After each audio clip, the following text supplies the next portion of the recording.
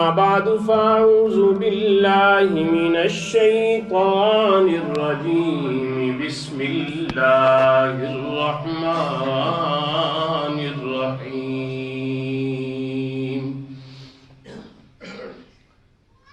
سبحان الذي يسرى بعبده ليلا من المسجد الحرام إلى المسجد الأقصى الذي باركنا حوله لنريه من آياتنا صدق الله خالقنا العظيم وصدق رسوله النبي الكريم ونحن على ذلك لمن الشاهدين والشاكرين والحمد لله رب العالمين.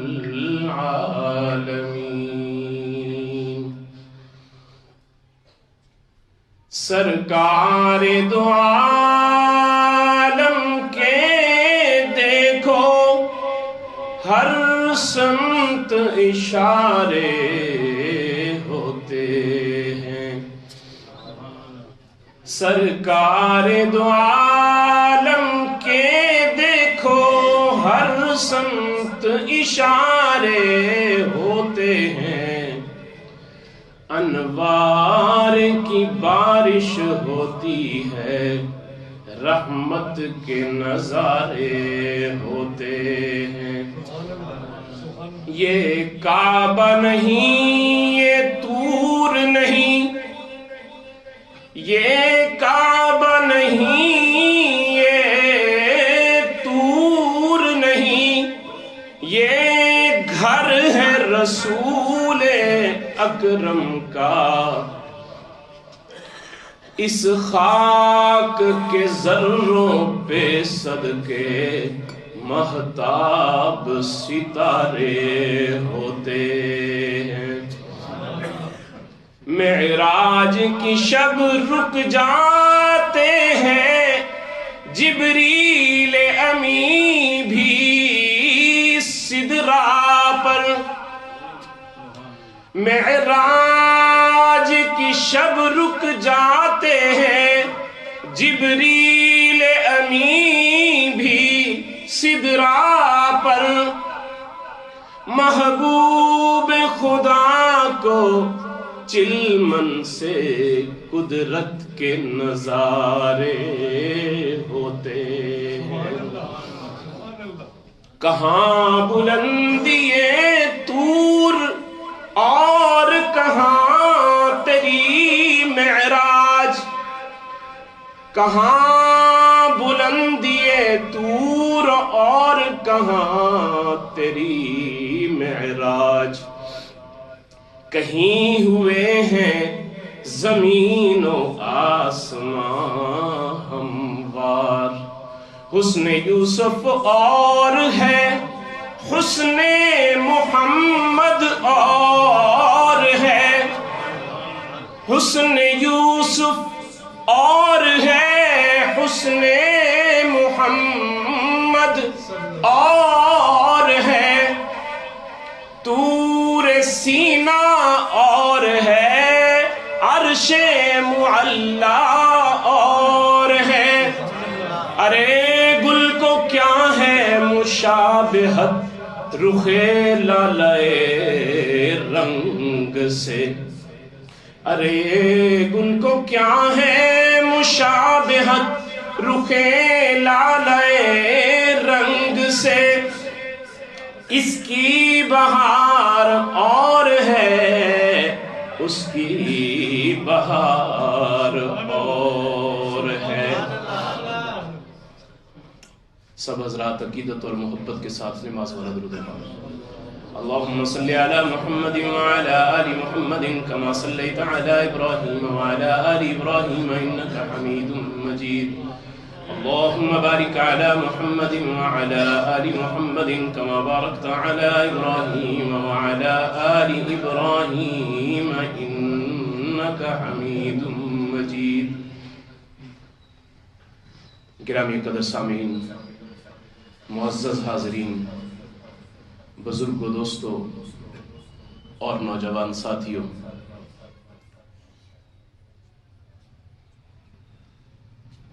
قرآن مقدس کی ایک آیت کریمہ آپ حضرات کے سامنے تلاوت کی ہے، جس میں رب العالمین اپنے پیارے حبیب امام الانبیاء فخر الانبیاء حضرت محمد مصطفیٰ احمد مجتبیٰ صلی اللہ علیہ وسلم کے سفر معراج کا تذکرہ فرما رہے ہیں۔ معراج اللہ کے پیارے حبیب علیہ السلام کا ایک معجزہ ہے، اور معراج عروج سے ہے، جس کے معنی ہے بلندی۔ اللہ نے اپنے پیارے حبیب امام الانبیاء صلی اللہ علیہ وسلم کو معراج کا تحفہ عطا فرما کے اپنے محبوب کو اور زیادہ بلندی عطا فرما دی۔ میرے محبوب کا مقام، میرے محبوب کا مرتبہ، میرے محبوب کی شان پہلے بھی بہت بلند و بالا تھی، مگر اللہ نے اپنے پیارے حبیب علیہ السلام کو معراج کا سفر عطا فرما کے اور زیادہ عروج عطا کیا، اور زیادہ بلندی عطا فرمائی۔ اور یہ معراج کا سفر اللہ نے اپنے پیارے حبیب علیہ السلام کو کروایا، اور یہ ایک معجزہ دیا۔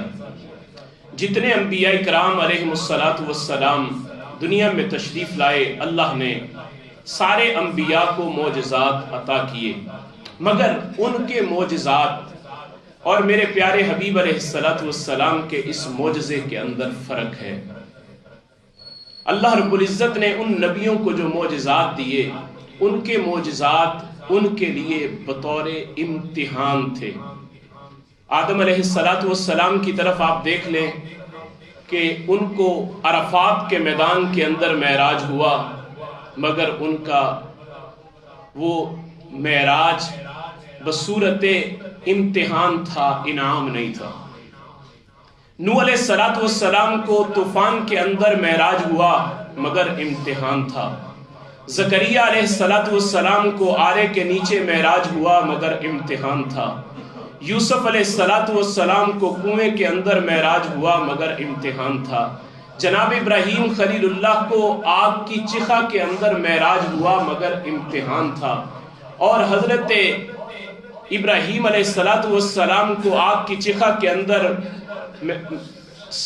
امتحان کے اندر معراج ہوا، مگر میرے اور آپ کے پیارے حبیب امام الانبیاء صلی اللہ علیہ وسلم کا جو سفر معراج تھا، یہ معراج زمین پر نہیں تھا، عرفات میں نہیں تھا، کوہ طور پر نہیں تھا، بلکہ عرش معلی پر تھا۔ اور یہ بصورت امتحان نہیں تھا، بلکہ بصورت انعام تھا، جو اللہ نے اپنے پیارے حبیب کو انعام کے طور پہ عطا کیا۔ اور یہ ایسا خوبصورت انعام تھا کہ میرے محبوب کے سفر کا آغاز اللہ نے مسجد سے کروایا، اور امت کو بتایا کہ میرے محبوب علیہ السلام کو اللہ معراج کے سفر کا آغاز حتیم سے کروا رہے ہیں۔ یہ حتیم کون سی جگہ ہے؟ وہ بیت اللہ کا حصہ جو آج بھی کچھ دیوار کی ہوئی ہے اور بیت اللہ کے ساتھ ملا ہوا ہے، یہ بیت اللہ کا حصہ تھا۔ لیکن اس حصے کے اندر سے اللہ اپنے پیارے حبیب کو معراج کے سفر کا آغاز کروا رہے ہیں۔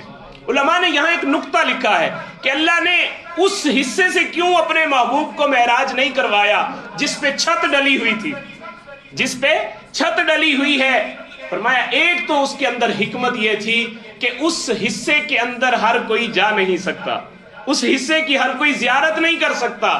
وہاں تو بادشاہ جا سکتے ہیں، بڑے لوگ جا سکتے ہیں، لیکن اگر امتی کا دل کرے کہ میں وہ جگہ دیکھوں جس جگہ سے میرے محبوب کے معراج کا آغاز ہوا، سفر کا آغاز ہوا، تو میری محبوب کے امتی اس جگہ کو اپنی آنکھوں سے مشاہدہ کر سکے۔ اور پھر دوسری بات یہ فرمائی، علماء نے لکھا ہے کہ اس کے اندر چونکہ بت پڑے ہوئے تھے، اللہ نے ان بیت اللہ کے اندر اس وقت چونکہ تسلط کافروں کا تھا، بت پڑے ہوئے تھے، اللہ نے اپنے محبوب کو حتیم سے آغاز کروایا تاکہ دنیا والوں کو پتہ چل جائے کہ میرا محبوب یہ ان بتوں کو توڑنے کے لیے آیا ہے، ان بتوں کی اللہ رب العزت کی طرف سے مذمت کے لیے میرے محبوب دنیا میں تشریف لائے ہیں۔ کہتے ہیں نا کہ پھر بشرط چادر تان کے ستا، نور چمے پہ تلیاں، میرے محبوب علیہ السلام کا جب سفر کا آغاز ہوا تو بڑا عجیب انداز سے میرے محبوب کے اس سفر کا آغاز کروایا گیا کہ اب بشرط چادر تان کے ستا، نور چمے پہ تلیاں، جس دی خاطر سجیاں ہویاں عرش بریدیاں گلیاں، جس دی خاطر سجیاں ہویاں عرش بریدیاں گلیاں، بشرط اگے لنگ دا جاوے نوری رہ گیا تھلے، بشرط اگے لنگ دا جاوے اور نوری رہ گیا تھلے، جس ویلے انہوں وددیاں ویکھیا آنکھیں بلے بلے بلے۔ کیا شان ہے، کیا مقام ہے، کیا عروج ہے، کیا عظمت ہے میرے محبوب کی کہ اللہ اپنے محبوب کو معراج کا سفر عطا فرما رہے ہیں، میرے محبوب کو عروج عطا فرما رہے ہیں، میرے محبوب کو بلندی عطا فرما رہے ہیں، میرے محبوب کو عظمتوں کے اللہ تاج پہنا رہے ہیں اور دنیا والوں کو بتا رہے ہیں کہ او کائنات ہستی میں بسنے والے انسانوں، میں نے اپنے محبوب کو معراج کا سفر کرایا، ساری دنیا کے لوگ پیچھے ہیں۔ حضرت موسیٰ علیہ السلام کو جب اللہ رب العزت نے پوچھا تھا کہ اے موسیٰ وما تلک بیمینک یا موسیٰ، اے موسیٰ تیرے ہاتھ میں کیا ہے؟ موسیٰ علیہ السلام نے کہا کہ میرے ہاتھ میں لاٹھی ہے، میرے ہاتھ میں ڈنڈا ہے، میرے ہاتھ میں ایک عصا ہے۔ وما تلک بیمینک یا موسیٰ قال ہی عصای، مولا کریم یہ ایک لاٹھی ہے، اتوکؤ علیہا، میں اس کے اوپر ٹیک لگاتا ہوں، واہش بہا علی غنمی ولی فیہا مآرب اخری، اور میں اس کے ساتھ درختوں سے پتے توڑتا ہوں، اپنی بکریوں کو کھلاتا ہوں۔ مولا کریم یہ میرے ہاتھ میں لاٹھی ہے۔ اللہ نے کیا کہا کہ پھر موسیٰ اس لاٹھی کو زمین پر پھینک دیجئے، اس لاٹھی کو زمین پر پھینک دیجئے۔ اب موسیٰ علیہ السلام نے کیا کیا؟ وہ لاٹھی زمین پر پھینکی۔ قرآن کہتا ہے فَإِذَا هِيَ حَيَّةٌ تَسْعَىٰ، فَإِذَا هِيَ حَيَّةٌ تَسْعَىٰ، وہ لاٹھی ایک اژدہا کی صورت اختیار کر گئی، ایک بڑا سانپ بن گئی۔ اب پتہ موسیٰ علیہ السلام کو بھی نہیں تھا کہ یہ ابھی لاٹھی سانپ بننے والی ہے۔ میرے محبوب علیہ السلام کو بھی اللہ نے معجزہ دیا، ان کو بھی معجزہ دیا۔ اب وہ ان کا معجزہ کیا ہے؟ موسیٰ علیہ السلام کو اللہ کیا کہہ رہے ہیں؟ خذھا ولا تخف، اے موسیٰ خوف نہ کیجئے، اس لاٹھی کو پکڑیے، سنعیدھا سیرتھا الاولی، ان قریب ہم اس کو اس کی پہلی حالت پہ واپس لوٹا دیں گے۔ یہ لاٹھی دوبارہ لاٹھی بن جائے گی جو اب سانپ نظر آ رہا ہے۔ اس لیے معجزہ اللہ کی طاقت سے ہوتا ہے اور ہاتھ نبی کا ہوتا ہے۔ اللہ کی طاقت نبی کے ہاتھ پہ ظاہر ہو اسے معجزہ کہا جاتا ہے۔ دنیا والے کہتے ہیں کہ اللہ نے کیسے اپنے محبوب کو معراج کا سفر عطا کر دیا۔ اللہ کہتے ہیں تمہیں پریشان ہونے کی ضرورت نہیں، میں لے کے گیا ہوں۔ سبحان الذی اسری بعبدہ لیلا من المسجد الحرام الی المسجد الاقصی، او دنیا میں بسنے والے انسانوں، پاک ہے وہ ذات جو اپنے بندے کو ایک رات کے تھوڑے سے حصے کے اندر مسجد حرام سے مسجد اقصی تک لے کے گیا۔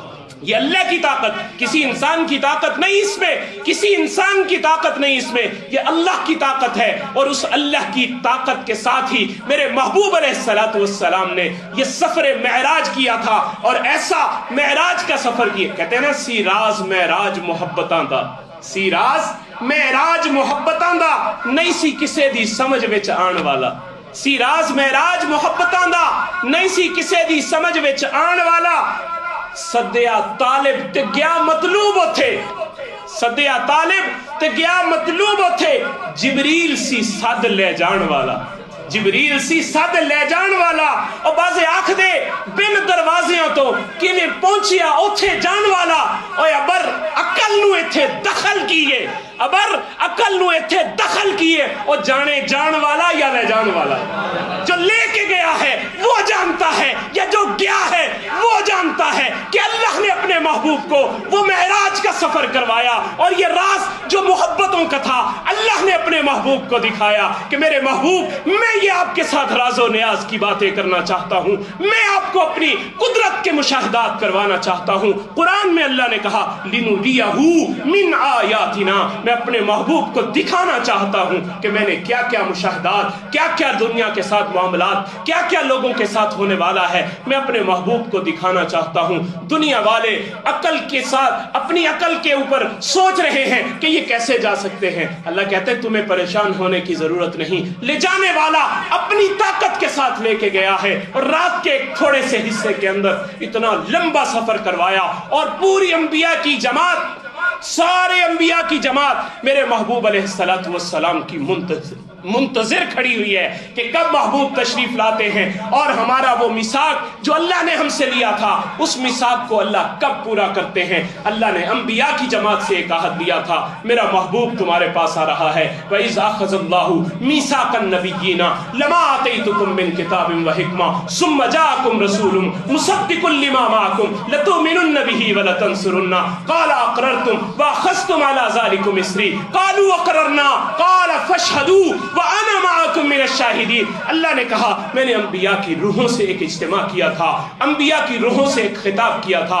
اور وہ خطاب آج بھی قرآن کے دامن میں محفوظ ہے, وہ آج بھی قرآن کے اندر چمکتا ہوا نظر آ رہا ہے کہ او انبیاء کی جماعت, میں اپنا ایک پیارا حبیب تمہارے پاس بھیج رہا ہوں, میرا ایک رسول تمہارے پاس آ رہا ہے. اس رسول کے لیے تمہیں گواہی بھی دینا ہوگی, اس رسول کی نبوت کا اقرار بھی کرنا ہوگا, اس نبوت کا, اس کی نبوت کو تسلیم بھی کرنا ہوگا اور اس نبوت کی تائید اور نصرت کا تمہیں اعلان بھی کرنا ہوگا. سب نے کہا, اللہ نے پوچھا قال اقررتم, کیا تم اقرار کرتے ہو؟ قالوا اقررنا, یا اللہ ہم سب اقرار کرتے ہیں کہ ہم تیرے محبوب کی نبوت کی گواہی دیں گے. ہر نبی نے یہ کہا میرے بعد ایک رسول آ رہا ہے جس کا نام محمد ہوگا. ہر نبی نے یہ کہا میرے بعد ایک نبی آ رہا ہے جس کا نام محمد ہوگا. حضرت عیسیٰ نے کہا میرے بعد ایک رسول آ رہے ہیں جن کا نام احمد ہوگا. ہر نبی اپنے اپنے وقت میں یہ خوشخبری دے کر امت کو جا رہے ہیں. کہتے ہیں نا کتاب فطرت کے سرے ورق پر جو نام احمد رقم نہ ہوتا, کتاب فطرت کے سرے ورق پر, کتاب کے ٹائٹل کے اوپر اگر نام احمد رقم نہ ہوتا, کتاب فطرت کے سرے ورق پر جو نام احمد رقم نہ ہوتا تو نقش ہستی ابھر نہ سکتی, وجود لوح و قلم نہ ہوتا, یہ کائنات میں کچھ نہ ہوتا اگر میرے محبوب نے دنیا میں تشریف نہ لانا ہوتا.